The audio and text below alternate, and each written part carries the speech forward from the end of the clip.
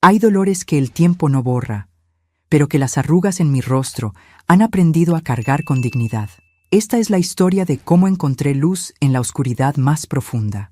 Me llamo Esperanza Ramírez Vega, y hoy, a mis 83 años, miro hacia atrás con el corazón en paz, aunque las cicatrices sigan presentes. Nací en un pequeño pueblo cerca de Guadalajara en 1942, pero mi historia realmente comenzó en 1962, cuando creí haber encontrado el amor de mi vida. Antes de continuar mi historia, mijo, me encantaría saber desde dónde estás viendo este video. ¿De qué ciudad o país me acompañas hoy? Cuéntamelo en los comentarios. Y si mi historia te parece importante, te pido de corazón que te suscribas al canal y le des un me gusta a este video. Cada persona que se suscribe es como una flor nueva en el jardín de mi vida. Gracias por estar aquí conmigo, mijo. Roberto Fuentes tenía la sonrisa más encantadora de todo Guadalajara. Era el hijo del panadero don Javier, un hombre respetado en el barrio de San Juan de Dios. Yo trabajaba vendiendo flores en el mercado junto a mi madre, y cada mañana él pasaba con su canasta de pan recién horneado, para la flor más bonita del mercado. Me decía mientras me regalaba un pan dulce. ¿Cómo no enamorarse de esos gestos? Nos casamos en la parroquia de Nuestra Señora del Rosario un domingo de mayo. Todavía recuerdo el olor a azahares y el sonido de los mariachis interpretando Las Mañanitas. Mi vestido era sencillo, cosido por mi madrina Dolores, pero yo me sentía como una reina. Mamá lloraba de felicidad y papá, aunque serio como siempre, me entregó con orgullo. «Cuídala bien», le dijo a Roberto, quien asintió solemne. Si hubiera sabido lo que vendría después. Los primeros meses fueron como un sueño. Nos instalamos en una pequeña casa de 2 habitaciones cerca de la panadería de su padre. Por las mañanas, el aroma del pan recién horneado entraba por la ventana mientras yo preparaba el desayuno. Roberto trabajaba con su padre y yo seguía vendiendo flores en el mercado. Por las noches, soñábamos con los hijos que tendríamos y el futuro que construiríamos juntos. La primera bofetada llegó exactamente 6 meses después de la boda. Recuerdo cada detalle como si hubiera sido ayer. En la radio sonaba Sabor a mí, de Eddie Gourmet y Los Panchos. Eran casi las 10 de la noche y la cena se estaba enfriando. Roberto no había llegado a casa y yo estaba preocupada. Cuando finalmente escuché sus pasos en el patio, corrí a abrir la puerta. Entró tambaleándose, con la camisa manchada y oliendo a tequila mezclado con un perfume que definitivamente no era el mío. «¿Dónde estabas, Roberto?» Estaba preocupada. Le pregunté mientras lo ayudaba a sentarse. Su mirada cambió de repente. Sus ojos, normalmente cálidos como la miel, se volvieron fríos y distantes. Sin decir palabra, su mano cruzó mi rostro con tal fuerza que caí sobre la mesa, tirando los platos al suelo. «En mi casa no se cuestiona al hombre», dijo con una voz que no reconocí. «Aprende tu lugar, Esperanza». Esa noche, acostada junto a él, lloré en silencio mientras las palabras de mi madre resonaban en mi cabeza. «El matrimonio es para toda la vida, hija. Hay que aguantar y rezar para que Dios cambie el corazón del esposo». Y aguanté. Dios sabe que aguanté. 3 meses después de aquel incidente, descubrí que estaba embarazada. Cuando se lo conté a Roberto, su rostro se iluminó con una sonrisa y me abrazó con ternura. «Un hijo, Esperanza. Un hijo mío». Por un momento, creí que todo cambiaría, que el bebé traería de vuelta al hombre del que me enamoré. Qué ingenua fui. El embarazo no detuvo los golpes, solo los cambió de lugar. Ahora cuidaba de no golpear mi vientre, pero mi espalda, mis brazos y mis piernas seguían recibiendo su furia cada vez que llegaba borracho, cada vez que la comida no estaba a su gusto, cada vez que simplemente necesitaba descargar su rabia. Carmelita nació una madrugada de febrero de 1963, después de 18 horas de parto. Roberto no estaba allí. La comadrona doña Mercedes me sostuvo la mano mientras yo pujaba y gritaba de dolor. «Eres fuerte, mijita», me decía, «más fuerte de lo que crees». Cuando por fin escuché el llanto de mi niña, sentí que algo dentro de mí renacía también. Roberto apareció al día siguiente, con una muñeca de trapo y una disculpa. Lloró al cargar a su hija por primera vez. Te juro que voy a cambiar, Esperanza, por ella, por ti, te lo juro por Dios. Y yo, con la inocencia que solo da el deseo desesperado de ser amada, le creí. Las cosas mejoraron por un tiempo. Roberto llegaba temprano a casa, jugaba con Carmelita, me ayudaba con algunos quehaceres. Por las noches me abrazaba y me pedía perdón por todo el daño causado. Yo rezaba cada noche agradeciendo a la Virgen por el milagro. Pero los milagros, a veces, duran poco. Un domingo, después de misa, fuimos a visitar a mis padres. Mamá notó inmediatamente que algo andaba mal conmigo. Me llevó a la cocina con el pretexto de preparar café y allí, lejos de los oídos de Roberto, me preguntó directamente, ¿te sigue pegando? Negué con la cabeza, incapaz de mirarla a los ojos. Ella tomó mis manos entre las suyas, ásperas por años de trabajo, y susurró, «No puedes seguir así, hija, te va a matar un día». «¿Y qué hago, mamá? ¿A dónde voy con una niña pequeña? No tengo nada». «Tienes tus manos y tu corazón», respondió. «Y nos tienes a nosotros». Regresamos a casa en silencio esa tarde. Roberto iba jugando con Carmelita, haciéndola reír con sus gestos y voces. Yo observaba, dividida entre el miedo y el amor. ¿Cómo podía el mismo hombre ser tan tierno y tan cruel? Fue en abril de 1964 cuando descubrí que estaba embarazada nuevamente. Miguel nació en diciembre de ese año, en medio de una de las peores temporadas de violencia. Roberto había perdido su trabajo en la panadería después de llegar borracho varios días seguidos. Su padre, don Javier, cansado de disculparse con los clientes, le dijo que no volviera hasta que se compusiera.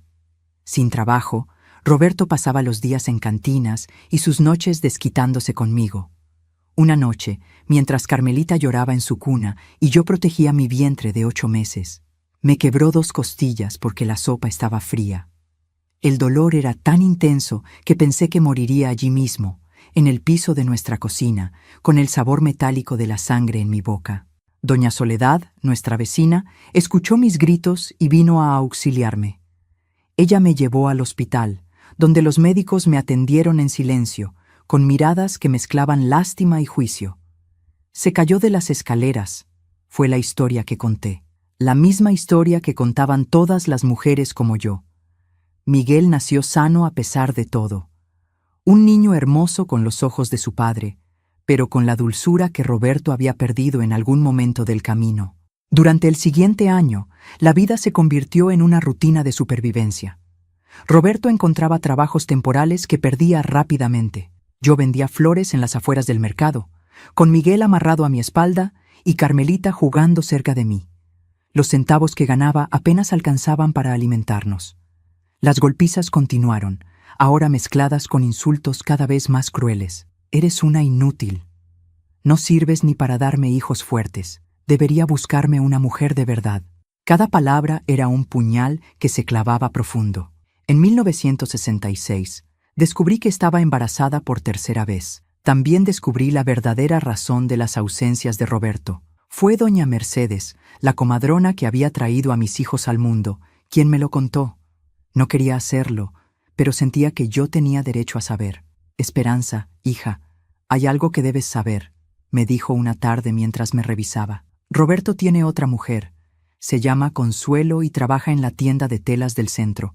Todos lo saben, menos tú». El mundo se detuvo en ese instante. De alguna manera, los golpes y los insultos dolían menos que esta traición. Había soportado todo en nombre del amor y de los votos que hicimos ante Dios. ¿Y él simplemente había encontrado consuelo en otros brazos? Esa noche, cuando Roberto llegó, no le reclamé. Serví la cena en silencio, acosté a los niños y esperé. Él notó mi silencio, mi mirada distante. «¿Qué te pasa?», preguntó irritado. «¿Por qué me miras así? ¿Quién es Consuelo?». Las palabras salieron de mi boca antes de que pudiera detenerlas. Lo que siguió fue la peor golpiza de todas. Esta vez no se contuvo. Sus puños encontraron cada rincón de mi cuerpo mientras gritaba que yo no tenía derecho a cuestionarlo, que era un hombre con necesidades que yo no satisfacía, que Consuelo era 1000 veces más mujer que yo. Cuando terminó, tirada en el suelo de nuestro dormitorio, con sangre manchando mi vestido, supe que no sobreviviría a otra noche como esta. Ni yo, ni el bebé que crecía en mi vientre.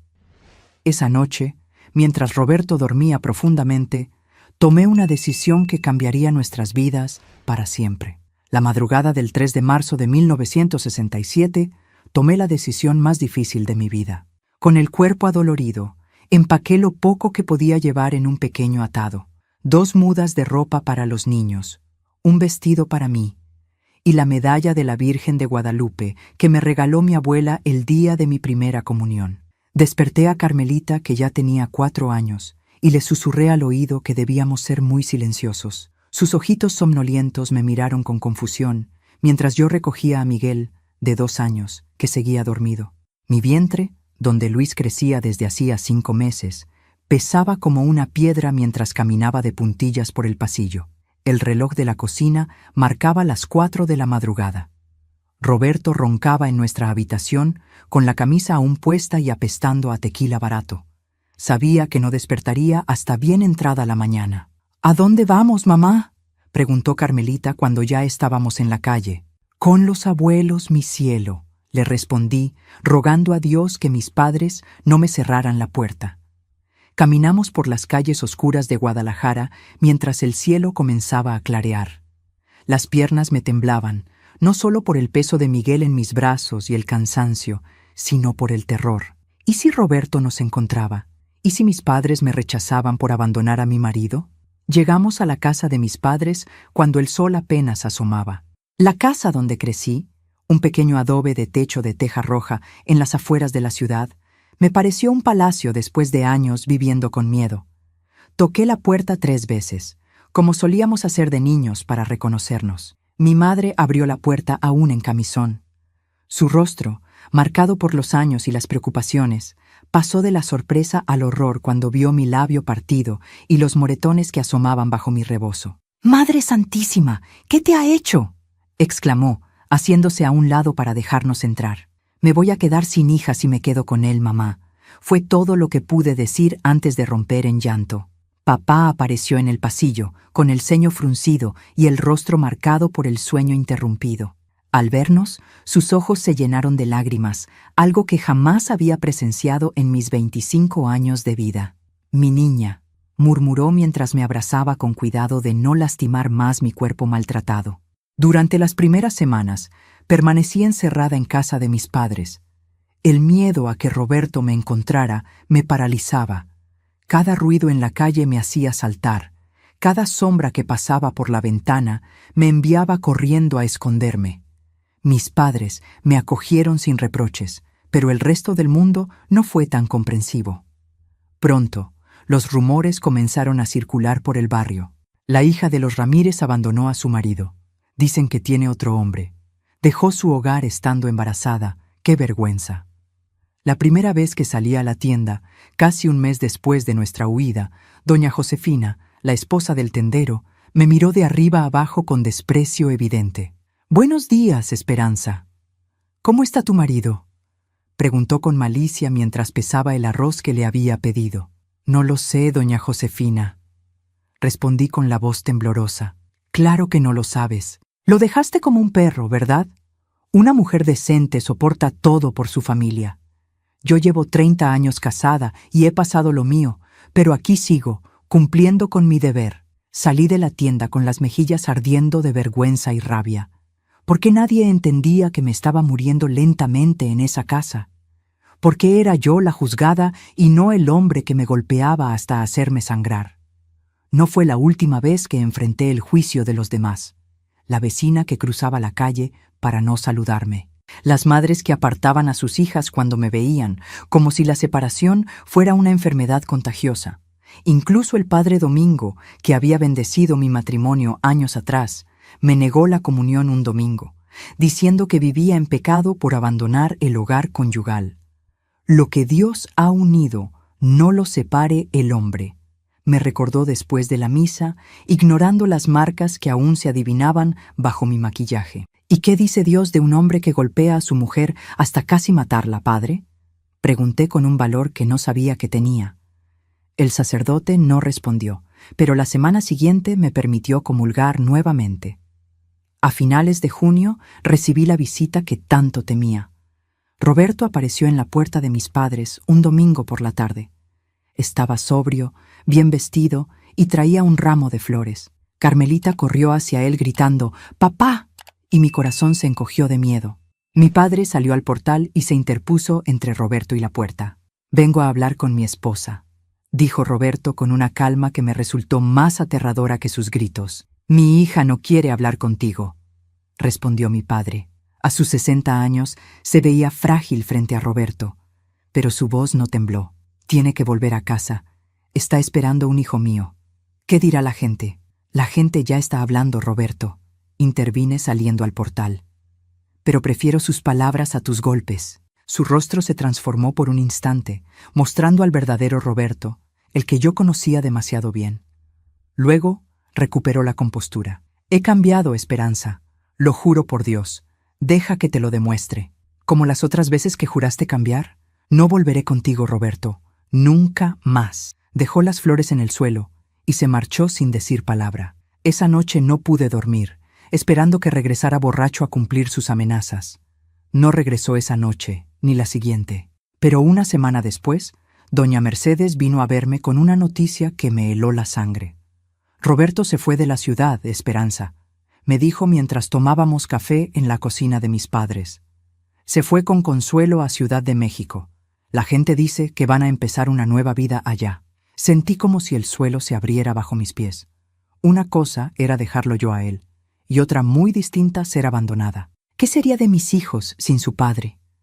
¿Cómo mantendría yo sola a 3 niños pequeños? Luis nació en julio de 1967, un mes antes de lo previsto. Fue un parto difícil, tal vez por el estrés y las preocupaciones que me atormentaban. Era un niño pequeñito, pero con unos pulmones tan fuertes que su llanto se escuchaba en toda la casa. Durante los primeros meses sobrevivimos gracias a la ayuda de mis padres. Papá seguía trabajando como carpintero, aunque sus manos ya no eran tan hábiles como antes. Mamá cuidaba de los niños mientras yo buscaba desesperadamente un trabajo que me permitiera mantenerlos. Pero nadie quería contratar a una mujer separada, con 3 bocas que alimentar y sin experiencia más allá de vender flores en el mercado. Las puertas se cerraban apenas mencionaba mi situación.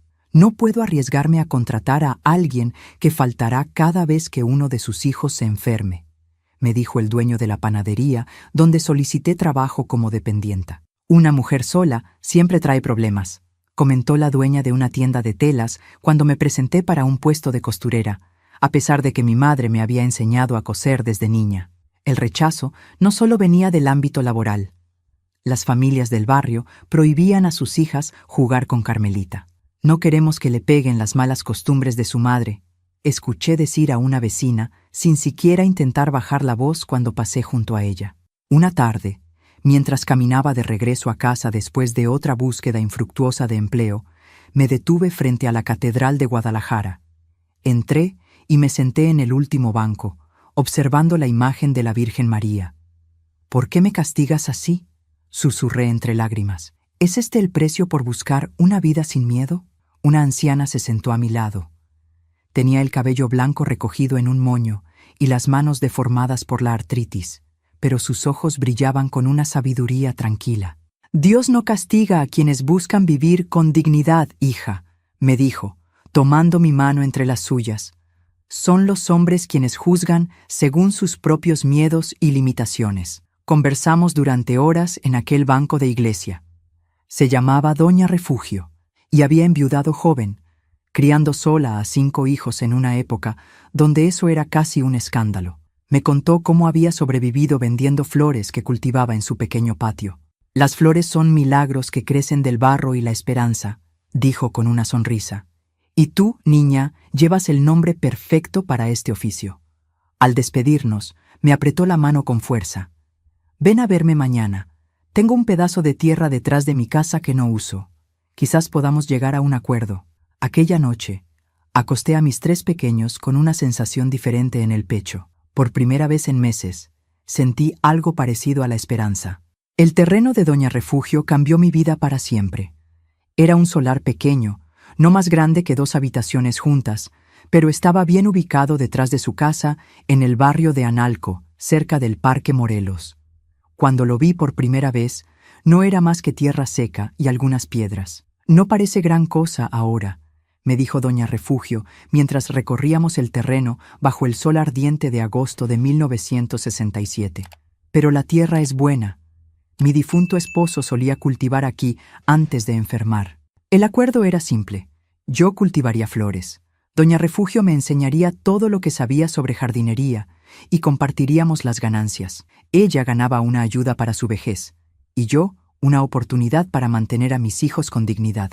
«¿Sabes algo sobre cultivo de flores?», me preguntó mientras me entregaba un rastrillo oxidado. «Solo sé venderlas», confesé. «Mi madre y yo las comprábamos a los cultivadores de Tlaquepaque». «Entonces aprenderás desde el principio», sonrió.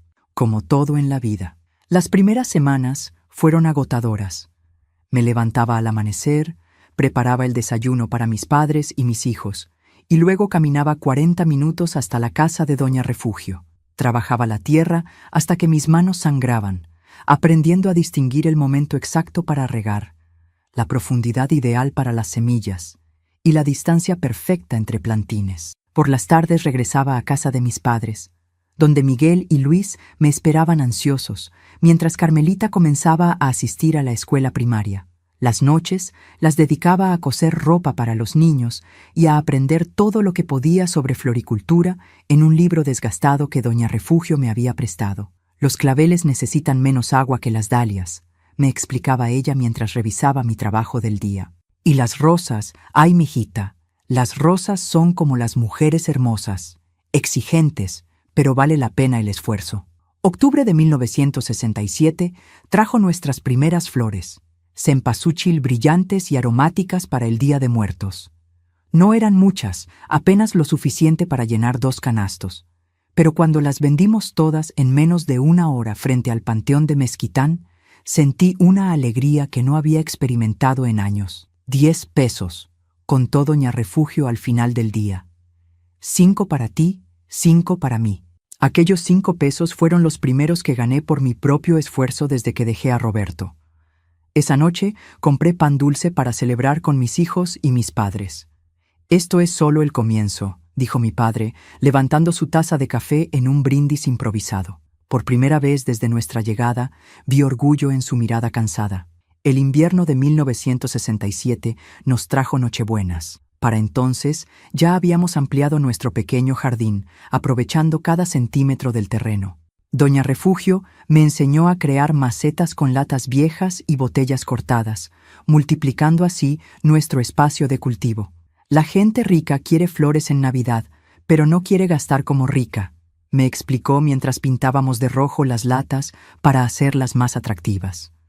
«El truco está en hacerlas sentir especiales sin cobrarles tanto que se asusten». Vendimos cada Nochebuena, y para enero de 1968 había ganado lo suficiente para comprar zapatos nuevos para los 3 niños. Eran zapatos sencillos, de los más baratos en la zapatería, pero cuando vi a Carmelita probarse los suyos, girando para admirarlos, supe que estaba en el camino correcto. La primavera trajo nuevos desafíos. Nuestras flores comenzaban a ganar reputación en el barrio, y las señoras de casa nos pedían ramos especiales para santos y cumpleaños. Necesitábamos expandirnos, pero el terreno de doña Refugio ya estaba completamente utilizado. Una tarde, mientras regresaba a casa después de entregar un pedido especial de lirios, me detuve frente a un solar abandonado cerca del mercado San Juan de Dios. Era un terreno lleno de escombros y basura, pero grande y con buena luz. Un cartel desgastado anunciaba «Se renta». El precio del alquiler era imposible para mí en ese momento, pero la idea quedó plantada en mi mente, como una semilla esperando el momento adecuado para germinar. Fue en junio de 1968 cuando el destino intervino de maneras inesperadas. Una mañana, mientras arreglaba un ramo de margaritas para la esposa del boticario, un hombre elegante entró en nuestro pequeño puesto improvisado frente a la casa de doña Refugio. «Buenos días», saludó, observando con interés nuestras flores. «Me dijeron que aquí puedo encontrar las mejores flores de la zona». «Son flores humildes, señor», respondió doña Refugio, «pero cultivadas con amor». El hombre se presentó como don Gustavo Mendoza, gerente del Hotel Francés, uno de los más antiguos y prestigiosos de Guadalajara. Buscaba un proveedor regular de flores para el lobby y los salones del hotel. Nuestro proveedor anterior nos ha fallado 3 veces este mes, explicó. Y una boda arruinada por falta de centros de mesa es algo que no puedo permitirme nuevamente. Mi corazón latía tan fuerte que temí que pudieran escucharlo. Un contrato con el Hotel Francés significaría ingresos regulares, la posibilidad de expandirnos, tal vez incluso alquilar aquel terreno cerca del mercado. No sé si podamos cumplir con un pedido tan grande, confesé. Somos solo nosotras dos y nuestro espacio es limitado. Don Gustavo observó nuestro pequeño jardín y asintió comprensivamente. Luego, para mi sorpresa, sonrió. Conozco un terreno cerca del mercado San Juan de Dios, dijo. Pertenece a mi cuñado y lleva meses intentando alquilarlo. Quizás podamos llegar a un acuerdo beneficioso para todos. Así fue como, a finales de junio de 1968, firmé mi primer contrato, un acuerdo para proveer flores frescas al Hotel Francés 3 veces por semana. Y a cambio, el hotel adelantaría 6 meses de alquiler para el terreno que se convertiría en nuestro primer vivero formal. La noticia de mi pequeño éxito se extendió rápidamente por el barrio. Las mismas personas que antes me juzgaban, ahora me saludaban con respeto. Doña Esperanza. Me llamaban ahora, a mis 26 años. La mujer abandonada se había convertido en empresaria. No todo fue fácil, por supuesto. El terreno nuevo requería mucho trabajo para convertirlo en un jardín productivo. Contraté a 2 muchachos del barrio para ayudarme con las tareas más pesadas, pero las jornadas seguían siendo extenuantes. Mis hijos crecían rápidamente. Carmelita, con casi 6 años, ya era mi pequeña ayudante. Le enseñé a reconocer cada flor, a saber cuándo estaban listas para cortar, a armar pequeños ramos.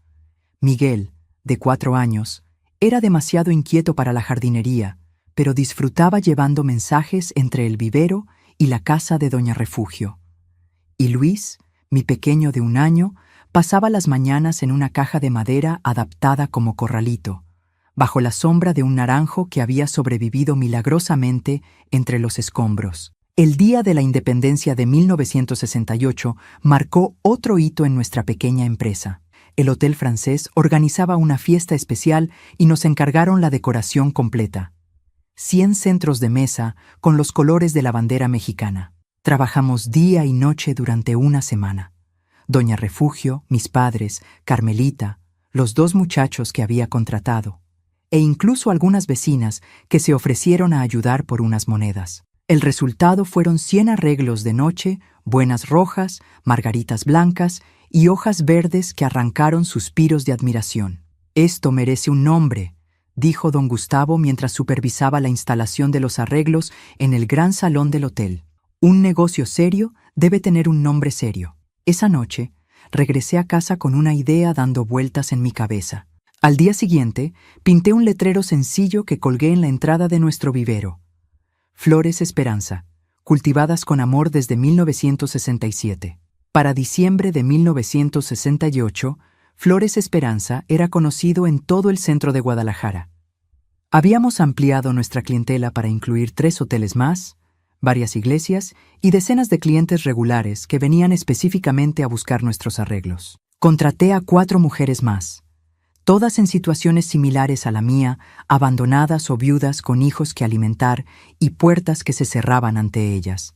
Les enseñé lo que Doña Refugio me había enseñado a mí, y pronto formamos una pequeña comunidad unida por las flores y las circunstancias. «Has creado más que un negocio», me dijo Doña Refugio en Nochebuena, mientras compartíamos una cena sencilla pero abundante en mi casa. Mis padres, mis hijos, las mujeres que trabajaban conmigo y sus familias, todos reunidos alrededor de una mesa que ya no cabía en la pequeña cocina y se extendía hasta la sala. «Has creado una familia». 1969 llegó con nuevos retos y oportunidades. Una florería elegante del centro nos propuso comprar toda nuestra producción, ofreciéndonos un pago mensual fijo que resultaba tentador.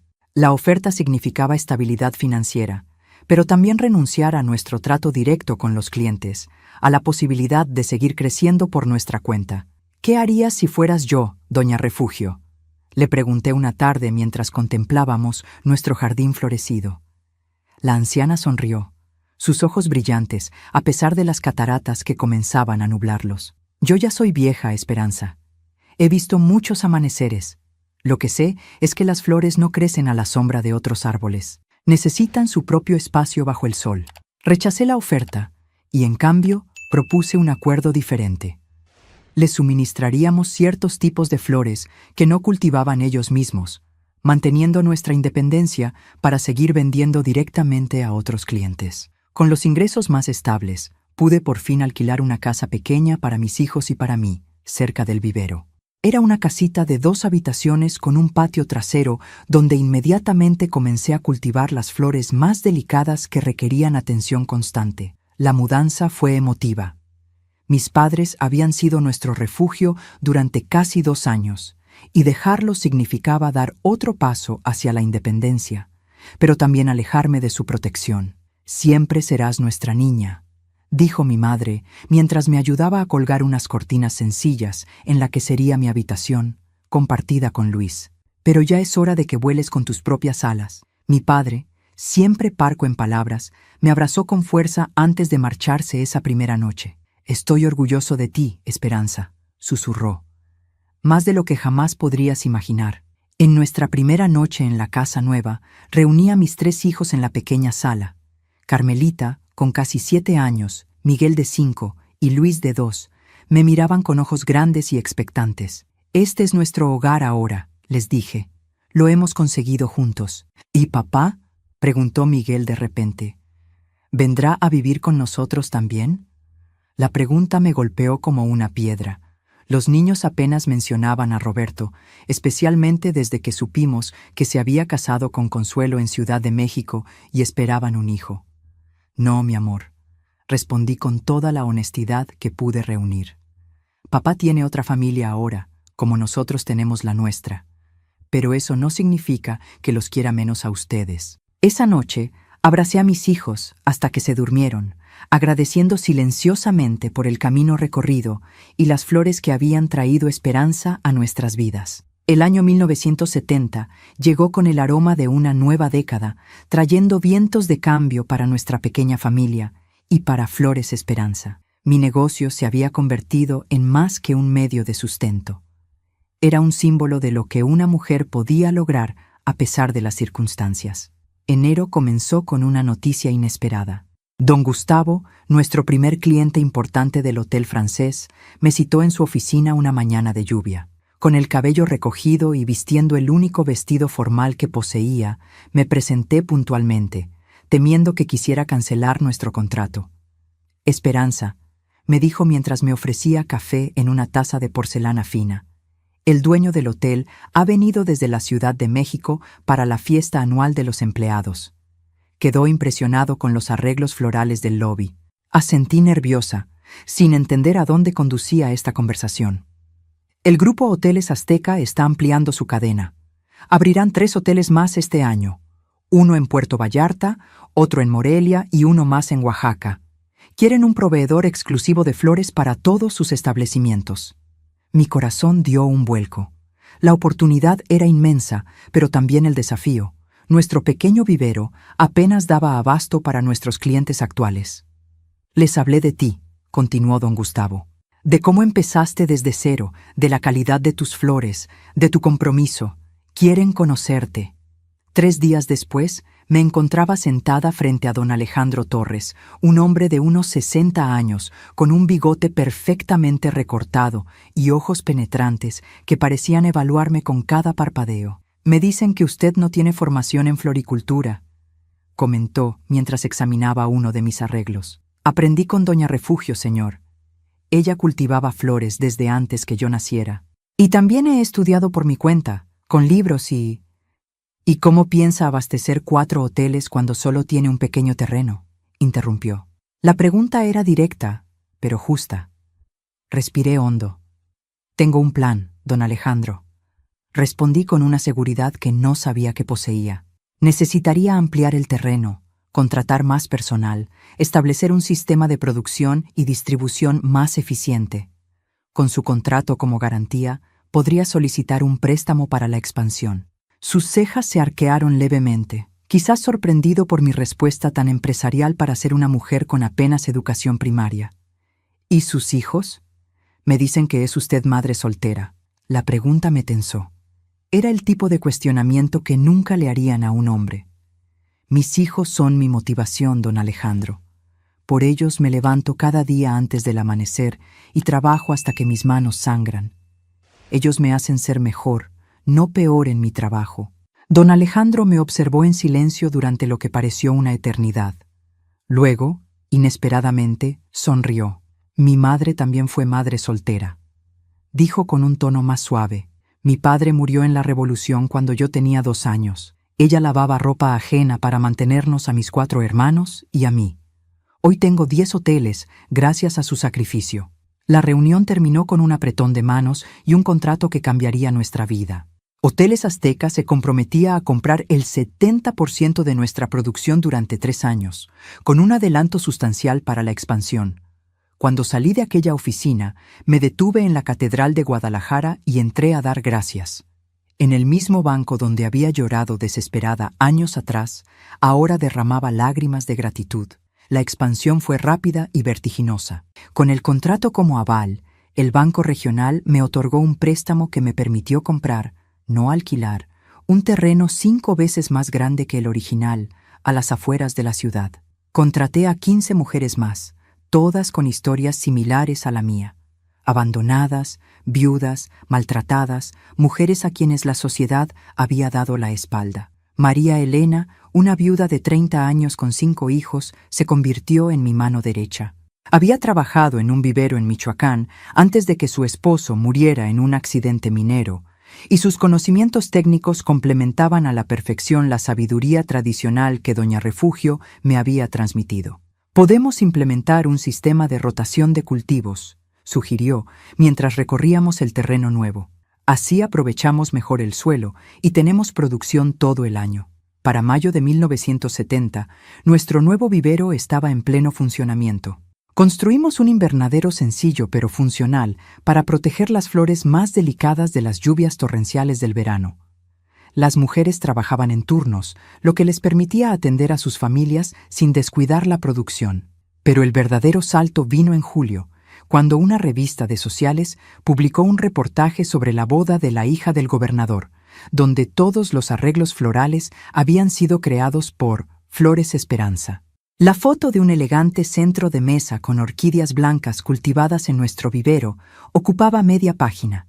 El teléfono que acabábamos de instalar no dejó de sonar durante semanas. Las familias adineradas de Guadalajara querían nuestras flores para sus eventos sociales. Las iglesias más importantes nos solicitaban arreglos para sus altares. Incluso recibimos pedidos de Tijuana y Monterrey. Necesitamos una florería. Decidí una tarde de septiembre, mientras 5 de nosotras trabajábamos hasta tarde para completar un pedido especial.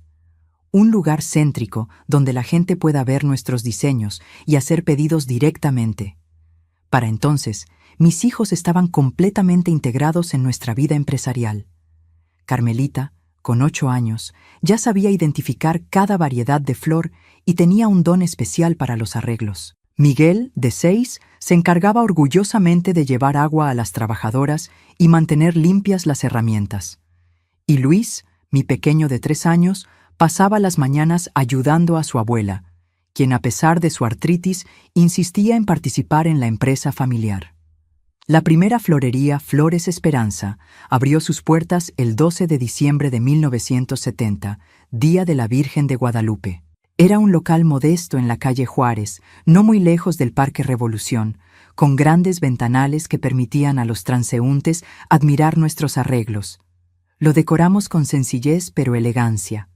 Paredes blancas, mostradores de madera clara y, por supuesto, flores por todas partes. Doña Refugio, entonces con 78 años y cada vez más frágil, cortó el listón inaugural. Sus manos temblorosas sostenían las tijeras mientras lágrimas de orgullo rodaban por sus mejillas arrugadas. De una semilla de dolor ha brotado un jardín de esperanza, dijo con voz quebrada. Estas flores no solo embellecen las casas, sino que han dado sustento y dignidad a mujeres que la sociedad había desechado. Sus palabras me hicieron reflexionar sobre el camino recorrido. 4 años atrás, había huido en la madrugada con mis hijos para escapar de los puños de Roberto. En ese momento me sentía un fracaso, una mujer incapaz de mantener su matrimonio, incapaz de dar a sus hijos un hogar normal. La culpa y la vergüenza me atormentaban casi tanto como el miedo. ¿Y ahora? Ahora daba empleo a 20 mujeres. Mis flores adornaban los hoteles más prestigiosos del estado. Tenía una casa propia, modesta pero cómoda, donde mis hijos crecían felices y seguros. Había construido algo hermoso a partir del dolor. En Navidad de 1970 organicé una cena para todas las familias vinculadas a Flores Esperanza. Alquilamos el salón parroquial y allí reunimos a más de 70 personas. Trabajadoras, sus hijos, sus madres, todos los que formaban parte de nuestra comunidad. En medio de la celebración, María Elena propuso un brindis. Por esperanza, dijo levantando su copa, que nos enseñó que después de la tormenta no solo viene la calma, sino que también pueden florecer los jardines más hermosos. El año 1971 trajo nuevos desafíos y bendiciones. Con la florería funcionando a pleno rendimiento y los contratos hoteleros asegurados, decidí dar el siguiente paso: iniciar una pequeña escuela de floricultura para mujeres en situación vulnerable. Quiero transmitir lo que he aprendido, le expliqué a mi padre una tarde mientras lo acompañaba al médico. A sus 69 años, su salud comenzaba a deteriorarse, pero su mente seguía tan lúcida como siempre. Para que otras mujeres puedan hacer lo que yo hice, siempre fuiste distinta, Esperanza, respondió tomando mi mano con fuerza. Desde niña, tu madre y yo temíamos por ti, por esa rebeldía tuya. Y mira ahora, esa rebeldía te salvó la vida.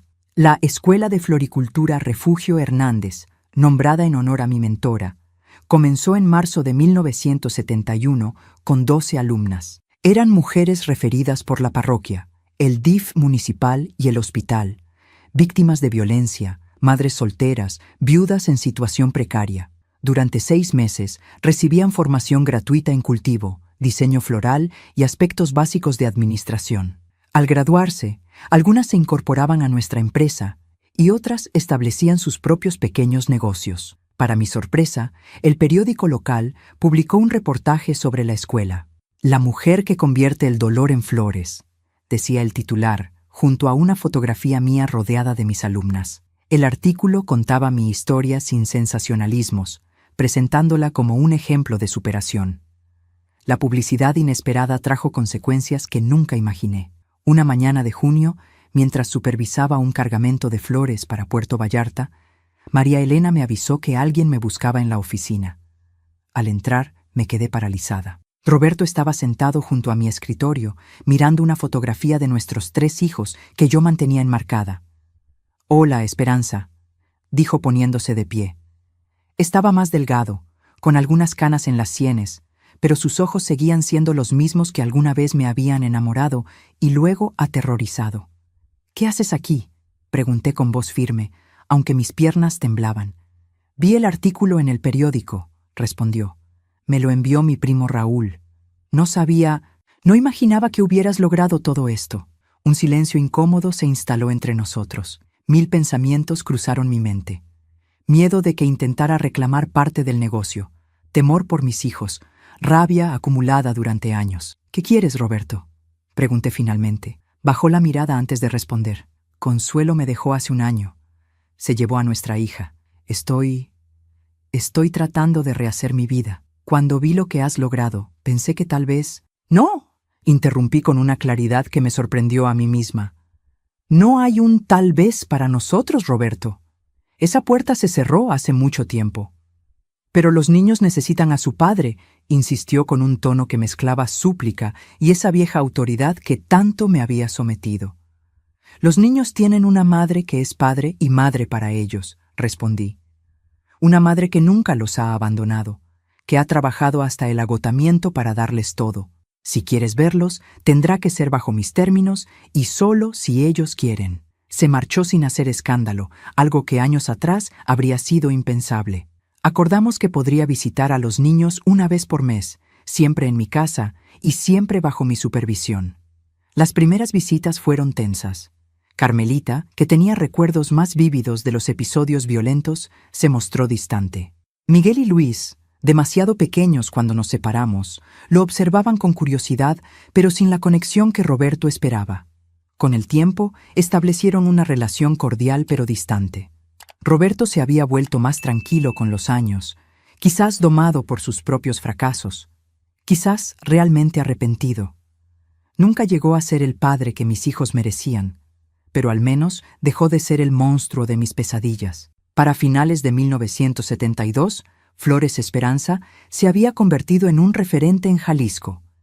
Teníamos 3 floristerías, un vivero principal y 2 terrenos adicionales donde cultivábamos variedades especiales.